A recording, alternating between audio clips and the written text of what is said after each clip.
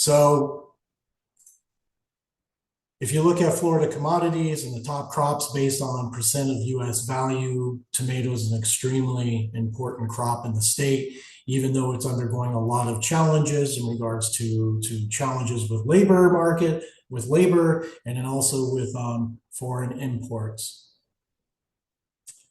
So today we're really going to talk about bacterial spot, which is what the project itself is really focused on.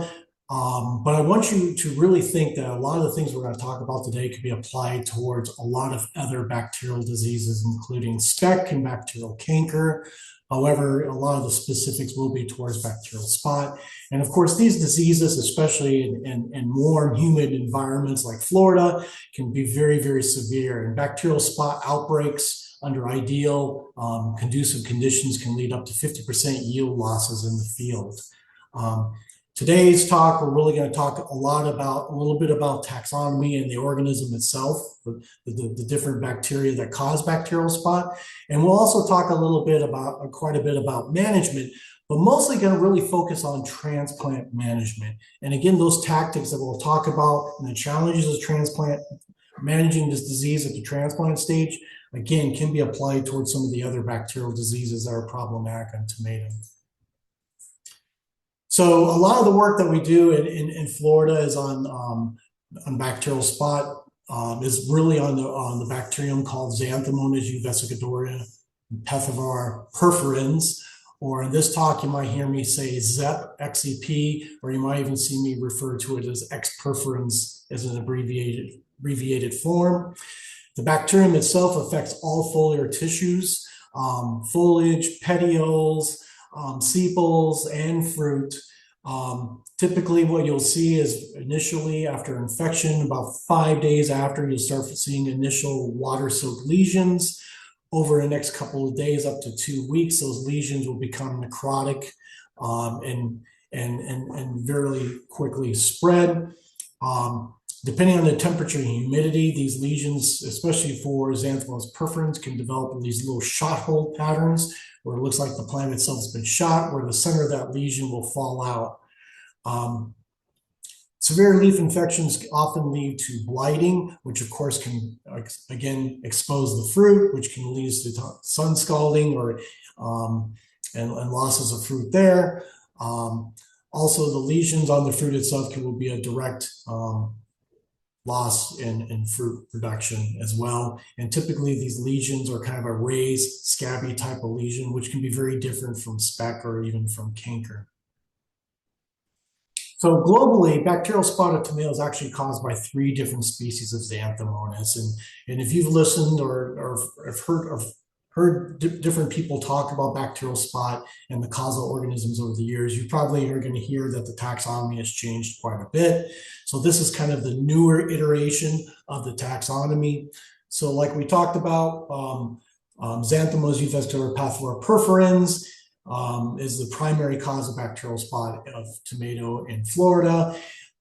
Prior to perforans, actually the bacterial spot was caused predominantly by Xanthomonas uvesicatoria Pethvar uvesicatoria. And further northern regions, it was caused by Xanthomonas vesicatoria. It is now also caused by Xanthomonas hordeum Pethvar gardneri. So within the US, these two, Xanthomonas uvesicatoria Pethvar perforans or Xanthomonas hordeum Pethvar gardneri, are the predominant pathogens now in the US. Of course, these pathogens can actually be broken up into different races based on different resistance genes that are available in tomato. Unfortunately, these tomato resistance genes have really not been effectively deployed. And reason is because these population changes have just kind of overcome these types of resistances. So it just really hasn't been very effective. If you look globally and historically, you can see the bacterial spot and the different pathogens that cause bacterial spot are really dispersed globally. Pretty much anywhere where tomatoes are being produced, bacterial spot, you'll be able to find bacterial spot caused by a number of these organisms. Again, emphasizing that in the US, Xanthomonas perforans and Xanthomonas gardneri are the prevalent cause of bacterial spot. But interestingly, over the last 10 years, there's been a large spread of Xanthomonas perforans throughout the world.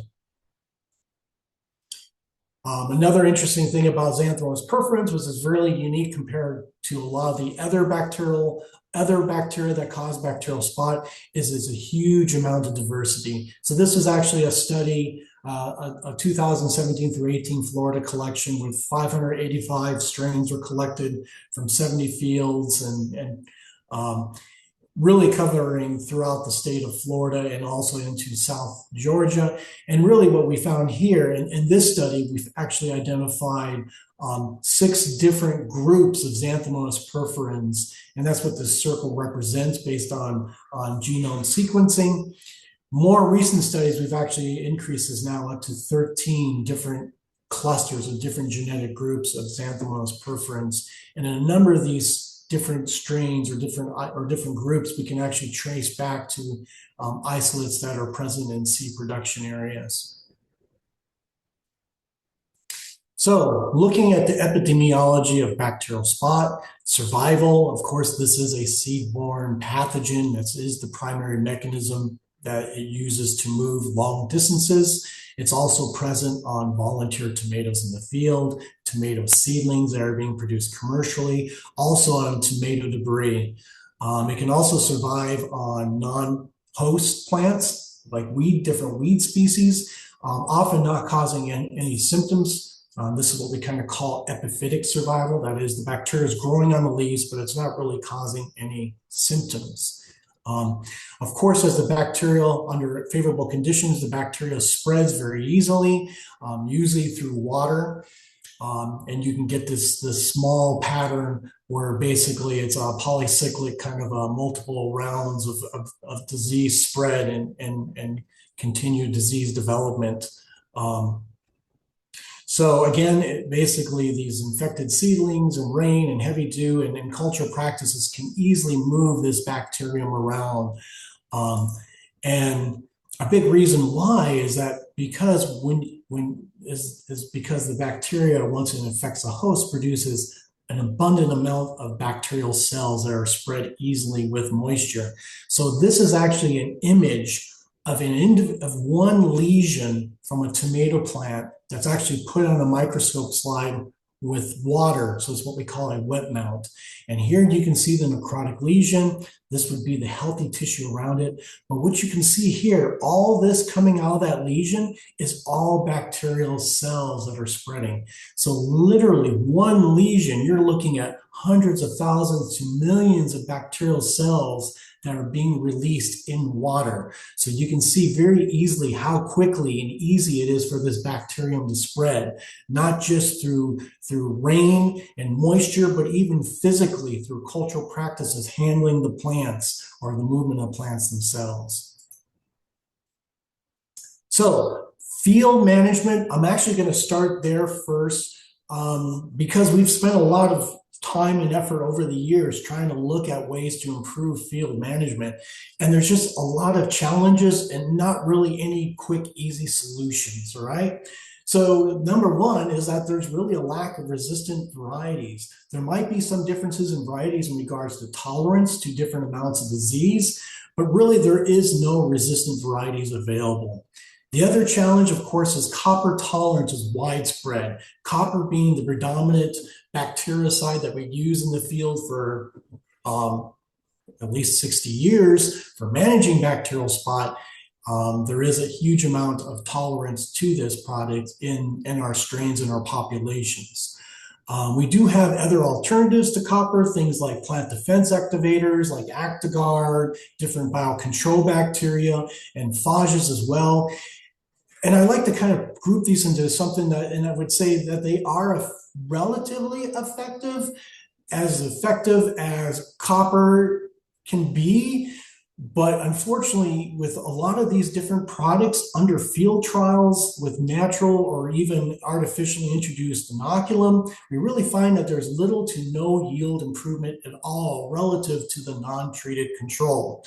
So yes, the plants will look healthier, but you're not really recovering yield from the disease itself. And that becomes a big problem. So talking about bacteriocide resistance in Florida, it is extremely widespread. And here we've done a number of collections since 2006, 2011 through 12, and 2017 through 18. A number of different strains have been collected over those years. And the one thing that you're going to see, at least in Florida, is that at least resistance or tolerance to copper has been nearly 100, is pretty much 100% throughout all these different collections.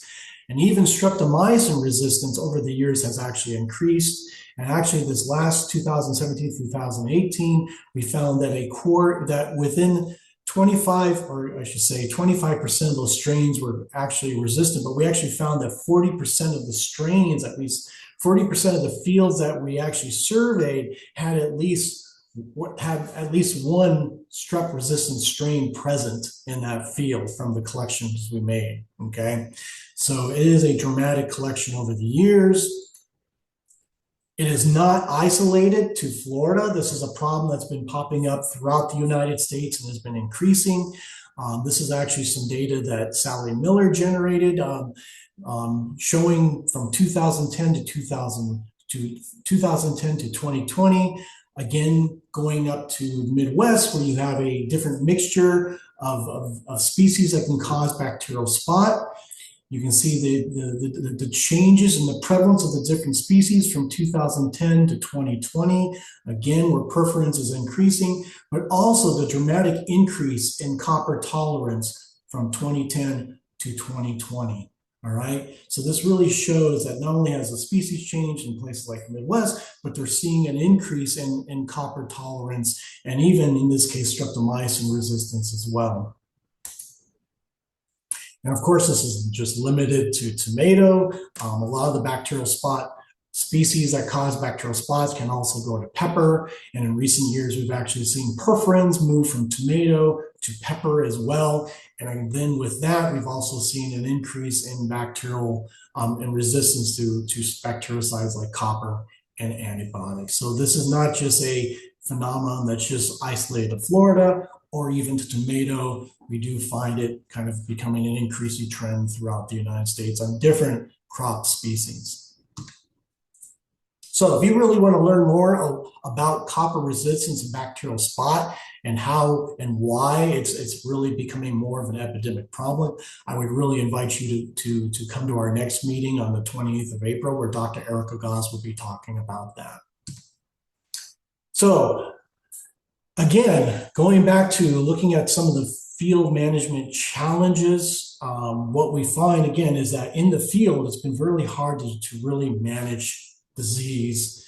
So really what we've done is really start shifting our research efforts on looking at transplant production, with the idea being, what can we do to try to limit the amount of bacterial spot entering into the production field? Because we realize that once it enters into the field, you're really at the mercy of the weather.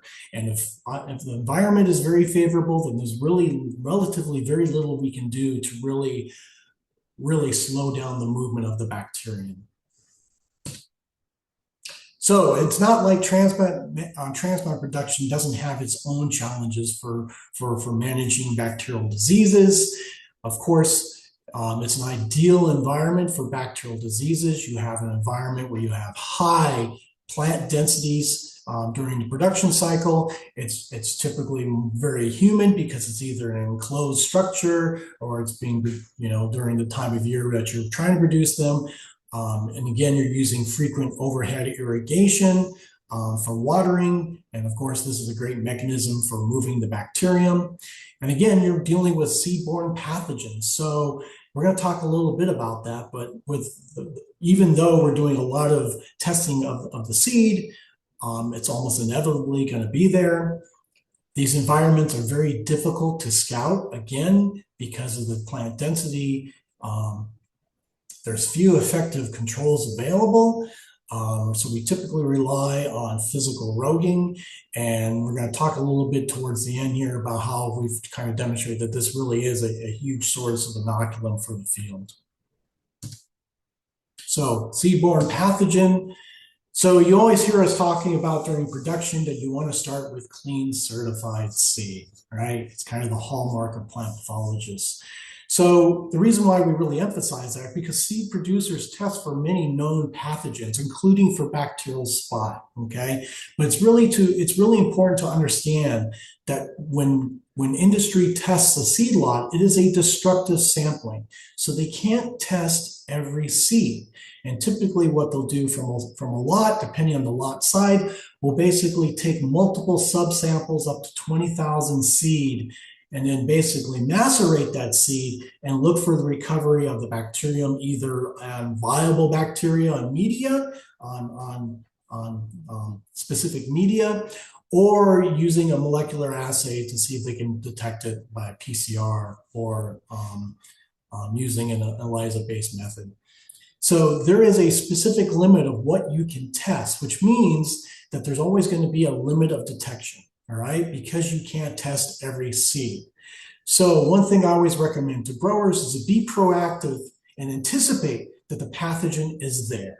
You just don't know how much of it is there. Okay. The other thing is the seed can be sanitized and remove pathogens. And a lot of reputable seed producers already do this. Okay. And typically they do this before pelleting. Okay, some of these seed sanitation treatments can include diluted bleach, hot water, hydrochloric acid. But all these methods really don't fully eliminate the pathogen. Okay, and in some cases, the treatments, such as hot water treatments, can actually even reduce vigor. Okay, and these liquid treatments must be done on raw seed. The liquid sanitation treatments can sometimes be incompatible with seed priming, pelleting, so they must be conducted prior to seed company. But a lot of companies are already doing these types of methods. The other thing I wanted to point out is that we are evaluating a number of novel seed coatings. This is coming from the work that we're doing, plus a number of other labs. And hopefully we'll be able to have another talk that kind of discusses these novel seed coatings in the future. So there's a lot of growers, smaller growers, particularly organic growers, small operations, or even growers that kind of save their own seed. Maybe you're using an open pollinated variety. So if you're going to do this, one effective manner for trying to clean that seed is to use a hot water seed treatment. So this is actually some data. It comes from Sally Miller's program. In this case, what they did is they actually started with a seed lot that was infested with bacterial spot and also bacterial canker. They treated the seed with a hot water treatment at 25 minutes at 122 degrees Fahrenheit. And then what they did is they actually took that seed lot plus another part of the seed lot that they didn't hot water treat, and they planted it out in separate plots to look at how effective it was. So here we're looking at the hot water treated is the top column, the top row, and then the untreated is the bottom row. Okay, so here we're looking at percent fuller disease throughout the season, and here they only saw 2%, a little over 2% fuller disease in the hot water treated seed versus the untreated was 66%. Of course, they saw a huge decrease in the amount of disease seen on the fruit as well. They saw an increase in the actual fruit size itself. They also saw a dramatic increase in healthy immature fruit and also marketable yields as well. So really, hot water treatment is a very effective option for organic operations or those using open pollinated varieties where you're saving your own seed. But it's also important is that this is actually an effective way of treating almost all vegetable seeds, although the temperature and the time can vary depending on the type of seed. Also, different varieties can be a little bit more sensitive to it. So it's really important that if you're going to try to do this, to try, even for different varieties, to do a small test to make sure that the variety you're using is not just more sensitive to it. So you might have to moderate or change your temperature or even the amount of time they're exposed. And again, emphasizing this must be done on uncoated raw seed. Okay. Also, we discussed a little bit about the challenges of there being few effective controls available. Again, keep in mind that the bacteria that we're dealing in the field, well, guess what? It's the same bacteria that we're dealing with in transplant houses. So the widespread occurrence of bactericide resistance to things like copper and antibiotics is a huge challenge to transplant operations as well as in the field. So before we get to that, we talk first things first is about, sanitation and hygiene.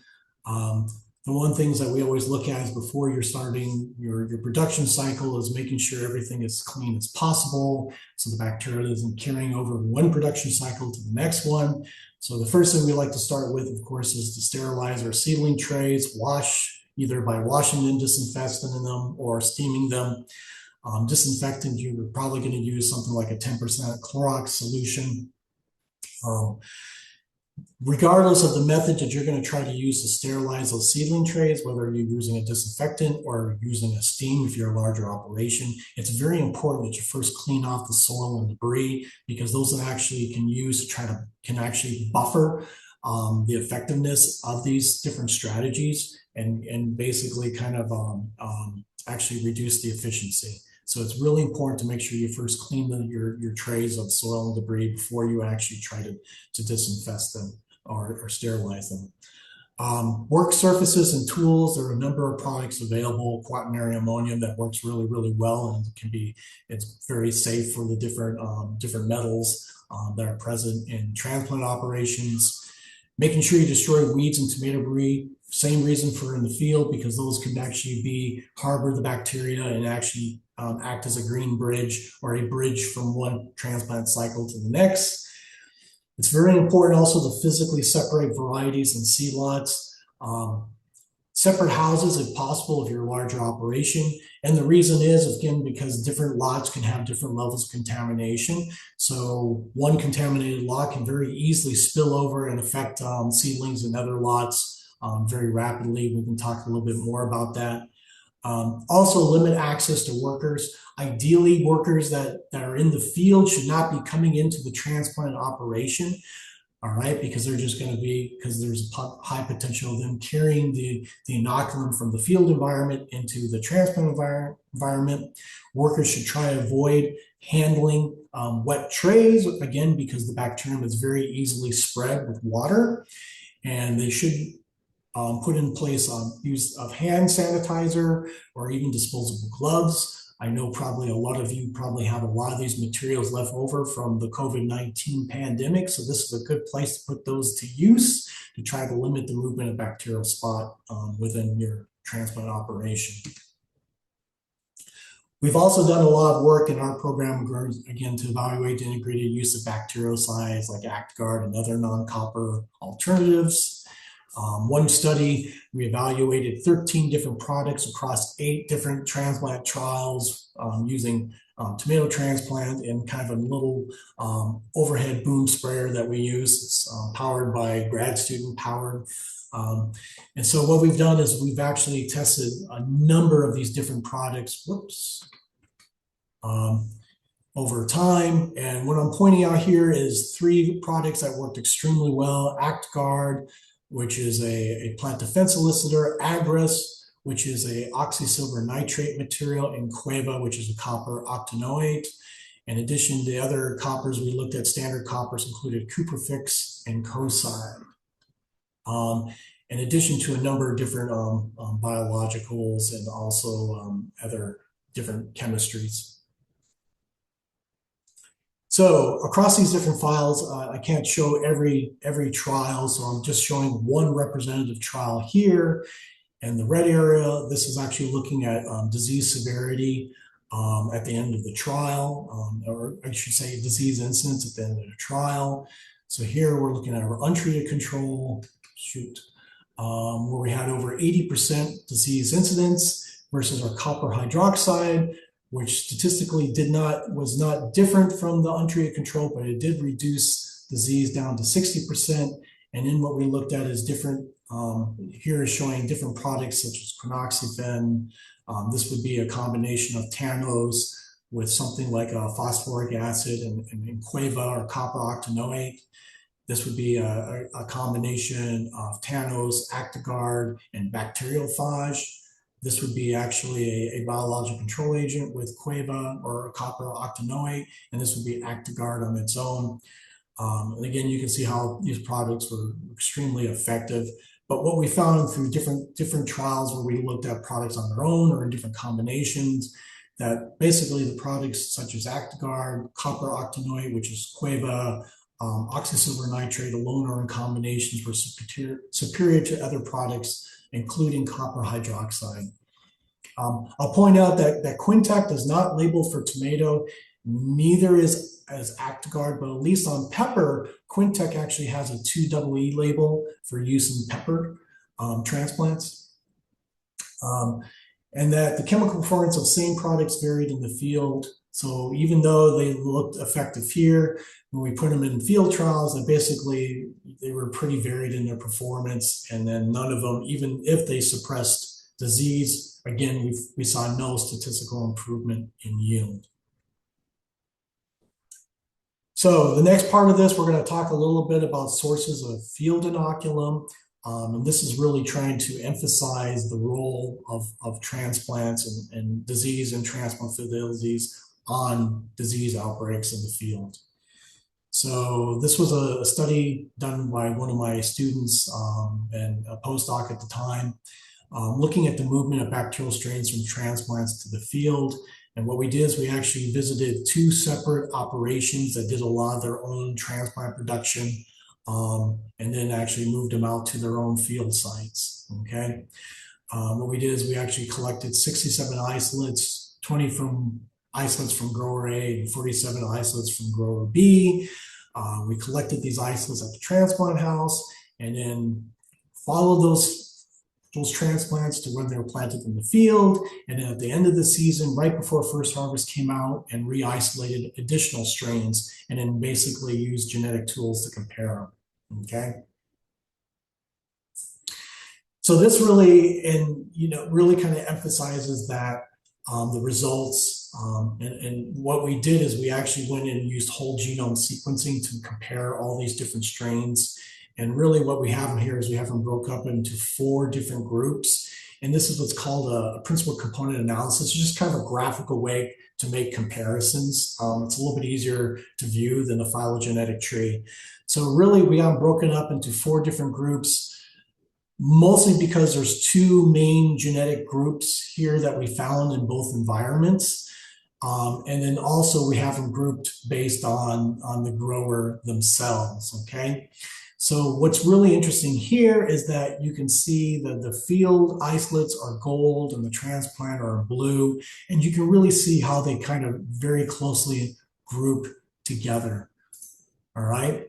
And this really showed that even after moving the plants out in the field, the bacteria that we identified in the field looked exactly the same as the bacteria we found in the transplant house itself where those plants came from, okay? Oops. So 60 to 100% from these results, we basically found that 60 to 100% of the field strains originated from the transplant house, likely originated because keep in mind as the bacteria reproduce, they do have minor genetic changes, all right? So they are becoming different, all right? You could differentiate the growers based on strains isolated from the operations, and this is what we're kind of showing here. So the 2 operations have 2 distinct populations of bacterial spot, okay? We did find that a few strains were common to both field sites, okay? So there appeared to be some exchange of strains between field sites. And we did also find that a few strains didn't correspond to any transplant strain, which suggests that there's either that could be partly because of, we only sampled so much in the transplant house, or it could also be attributed that there are other sources contributing to those outbreaks in the field as well that we didn't capture, okay? But regardless of this, the results really stress the importance of transplants as a primary source of inoculum in field outbreaks. Oops. So a lot of operations, even with using different types of strategies for trying to control it, a lot of them really look at using physical roguing of diseased plants during transplant production. And a number of operations one of the main questions that they asked us is if they're roguing, how much should they rogue? Because there was a huge variation amongst different transplant operations about how many plants they should rogue.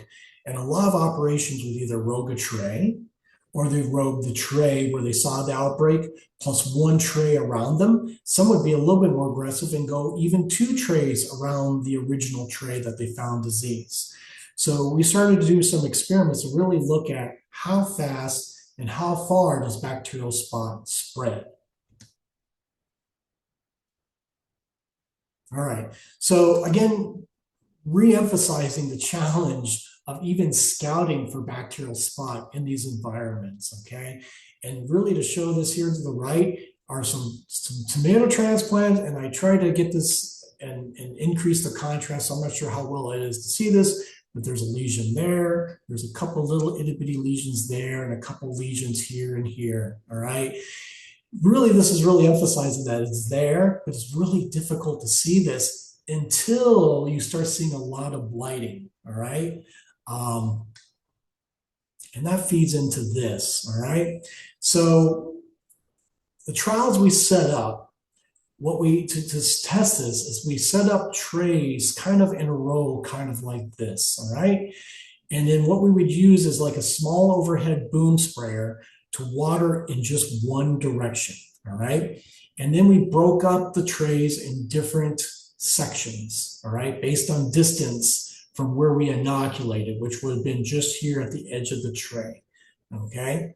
So when the plants were little, we actually came in, inoculated the seedlings, and just watered in one direction, and then basically over time, we would sample the seedlings, and we'd also rate how much disease we saw, all right? When we sample seedlings, we only took basically healthy, non-diseased tissue, all right? But then we would also rate any visible symptoms we saw over time, okay? Now, the time becomes important with this, all right? Because again, after infection, it takes about 5 days, all right, before you can see the first initial symptoms of bacterial spot, which is going to be these water-soaked lesions, okay? And then after that, it typically takes another 5 days before you're going to see very definitive necrotic lesions, all right? And it can be even a little bit longer than that before you start seeing the blighting of the seedling itself. So keep that time frame in mind, 5 to 10 days for you really to start seeing those initial symptoms, all right? So this could be very difficult at this stage. This is probably a little bit easier, all right? But still, you're talking about a 5 to 10 day lag period from infection to symptom development. So from those transplant trials, okay, I have 2 graphs here, all right? And this is just showing one of the greenhouse trials we did. And this would have been done at our greenhouse at the Gulf Coast Research and Education Center. To the left, you're looking at percent disease incidence over time with distance, okay? On the right, we're looking at bacterial populations that we could recover because we're using a marked antibiotic resistant strain of our pathogen. And we're looking at, and this is in log units, okay? So a log 6, basically you're talking millions of bacteria versus log 2, you're talking hundreds, okay? So here we're looking at recovery of bacteria with distance over time, okay? So let's start on the left. We're looking at disease incidence. So at 5 days, following inoculation, up to 7 days, you really see very little disease development at all. It's not really until 14 days after we inoculate the initial seedlings that we start seeing disease showing up at 7.6 centimeters away from where we inoculated, okay? By 21 days, you're seeing a lot more, 50% of those seedlings, 7.6 centimeters away that are diseased. And you can just start seeing all the way up to around 83 centimeters away where we're starting to see symptoms. And of course, by the end, 28 days, which is kind of a typical transplant cycle, 28 to, at least 4 weeks, if you will, 4 or 5 weeks, you're looking at the end of that cycle. So here, 28 days, you can see, we can pretty much see bacteria spreading all the way. And I forgot to mention, I actually added these little dash lines to represent the end of one tray going to the next transplant tray to a third transplant tray. So these would be standard speedling trays. Okay, so this is looking at disease incidence spreading over time. Now, this is looking at recovery of bacterial populations. And again, we're basically just sampling leaflets from those different zones, but these are non-symptomatic leaves, okay? So leaflets, all right? So there's no disease that we're pulling these, okay? Interestingly here, at 5 days post-inoculation, again, we see no bacteria detected at all in any of these zones. But even by 7 days post-inoculation, we're able to recover bacteria before there's any disease incidence present. And we can actually detect the bacteria all the way out to 154.9 centimeters away, all the way over into the third tray. Of course, by the time we get to 14 days post-inoculation, when you can just barely start seeing symptoms here in the initial sampling zone, next 7.6 centimeters away from where we originally inoculated the bacteria, by 14 days here, we can detect high levels of bacteria all the way through, pretty much through at least the first 2 trays and going into the third, okay? So mathematically, if we just do the math with this and just divide, right, distance over time and just take the maximum, basically we're looking at about 1.3 inches of movement per day over this trial. We've also done these, we also did these same, very similar experiments, but just larger scale at a commercial facility. And in this case, we inoculated trays with bacteria, and then we had a number of non-inoculated trays, and we actually had the commercial operation just water in one direction. And then basically we tracked the bacterial movement. And again, what we found in the first trial we did this, and this was in kind of early summer, which the conditions still, the humidity was still fairly low. The temperatures were only getting up into like the upper 70s, low 80s, and we found that we had about spread of about 3 inches per day. The second trial we did, which the conditions became more and more humid and kind of a typical Florida summer type weather where our humidity was well above 80% relative humidity, and our temperatures were easily up to 85 degrees, if not higher, in the transplant house. And we basically found movement of around 11 inches a day, all right?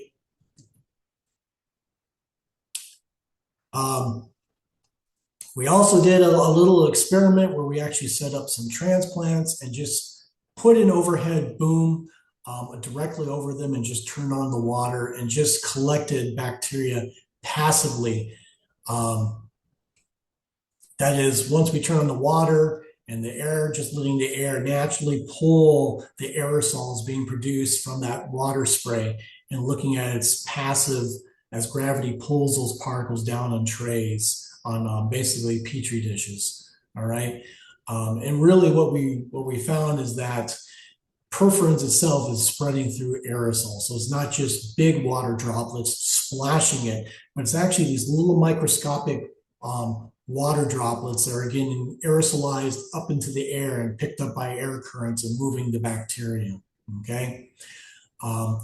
And again, we're seeing this well before, like these seedlings were inoculated, but we were actually seeing a lot of the spreading occurring well before we're seeing a lot of bacterial symptoms developing on these transplants, which again really just kind of helped emphasize what we saw, what I just showed you before, is that the greatest amount of perforins increase occurs prior and up to the onset of symptoms. And that's when you're seeing a lot of the spread occurring. So what does this mean in regards to Rogan recommendations? So we're kind of breaking this up into 2 categories here. The interesting part is that a lot of the experiments we did where our temperatures were below 70 5 degrees Fahrenheit, you really see no spread at all. Very, very low spread. We're talking about daily high temperatures, okay? 75 to 80 degrees though, you're talking about ZEP spread of 8 inches within a week, 28 inches by 21 days. So our recommendation here was to row 1 to 2 trays in all directions from outbreak source, all right? And to not wait for more than a maximum period of 1 week after observing initial symptoms, all right? The sooner you see the symptoms, the quicker you remove those trays, the less spread you're going to have. However, when you get into high disease pressure in regards to temperatures over 80 degrees Fahrenheit, that spread becomes dramatically faster. So in this case, we saw 12 inches within 5 days, or in this case, by 26 days, we saw a spread of over 6 feet in transplant trials. So our recommendation here is to row as far as 5 to 10 feet from the outbreak source, which would be around 3 to 4 trays in all directions. And of course, this is probably not acceptable to many commercial operations. Okay, so a lot of these numbers are being generated from my model that we ran from the data that we collected, and this is really just kind of showing that model. And basically, what it's doing is looking at distance, temperatures. And then what's the pathogen incidence? So basically trying to calculate out what is the probability of you recovering the bacteria at different distances from the infection source, okay? Regardless of these recommendations, early disease recognition is critical. Recognize that irrigation and environment are the drivers for the movement of the bacteria, right? And that much of the bacteria is moving well before you see symptoms. So those epiphytic populations in 5 to 10 days a day, latent period, really makes management under transplant environment extremely difficult. I was going to talk a little bit about our current research where we're looking using a 3D printed cyclonic air sampler. So unlike this experiment where we're just using passive sampling is what we would refer to this as, because we're just relying on gravity to pull that aerosol particle from the air down to the plate where we can count it. The use of these cyclonic air samplers allows us to do some active sampling, all right? But because the time is kind of limited today, I'm not going to talk too much about this, but you're going to hear a lot more that's going to come out of this. And if you want to chime in on the 12th of May, my student, Roger Ramirez, is going to be talking a lot about this in regards to some of our efforts in transplant houses and actually even in the field to track the aerosol of the movement of bacterial spot in aerosols in those production environments. So if you want to learn more about that, please join his presentation on the 12th of May. Otherwise, just kind of summarizing a lot of the work we've talked about in regards to transplant and trying to manage bacterial spot in transplant environments. Again, we talked a little bit about starting with healthy, clean, certified seed or clean seed, right? Whether you're using seed that's been treated by the seed producer or you're doing a hot water treatment yourself, anticipate that there's going to be some bacterial spot that's going to escape. Okay, it's almost inevitable. You're just talking large numbers of seed and large numbers of bacteria. As much as possible, try to physically separate varieties and seed lots, all right? Even in this house here, again, you can see these breaks here that they're putting between different lots of seed. I would try to maximize all the space available and make this as big as possible, this gap as big as possible. If you can't physically separate these different varieties or different lots into different buildings, then try to maximize the space in between here. I would say at least 6 feet or more. And again, it's just adding buffering. Is it going to completely stop the bacteria from moving from what I showed you? Well, under certain environments, well, maybe, but on very ideal environments, no. But it's a numbers game. So the fewer bacteria that make it over there, the fewer opportunities for it to get established and start spreading more. Sanitation and hygiene, not just before the production cycle, but between every production cycle. make sure you get rid of volunteers and weeds, cleaning a lot of your surfaces, including your spray broom, okay? Scout and rogue early. The sooner you identify the disease and get rid of those trays, those problematic trays, the higher probability you have of preventing it from moving. Recognizing that the overhead irrigation moves the bacteria. So look at how you're irrigating. Irrigate sparingly. Ideally, late morning, early afternoon, where that water is basically drying up on that foliage rapidly. All right. Look at ways to lower your water pressure. All right. And look at ways to improve air movement. These are factors right now that we're trying to look at in some of our transplant studies right now, even looking at using different types of spray nozzles for doing watering. If we could get away from overhead irrigation, that would be the best. If you're a small grower, look at maybe trying an ebb and flow or a capillary system where you're actually watering the trays from the bottom up. For larger transplant operations, this can be quite problematic because growers don't like, because you don't get the same type of root pruning, and that could be a challenge. But some of the newer transplant trays now with like transplant tape systems and things like that, this might be something to work around now, where that transplant tray actually becomes part of the medium that's used to plant the transplant itself, the seedling in the field.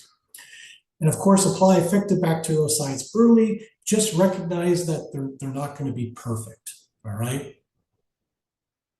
So again, just recognizing that there's a lot of people involved in this project, not just from the current project, but even from past projects. A lot of different people that have helped support this work, and then also to support Dr. Goss's talk on the 28th if you want to learn more about copper resistance and why it's so problematic in our bacterial populations, or even listen to Roger Ramirez.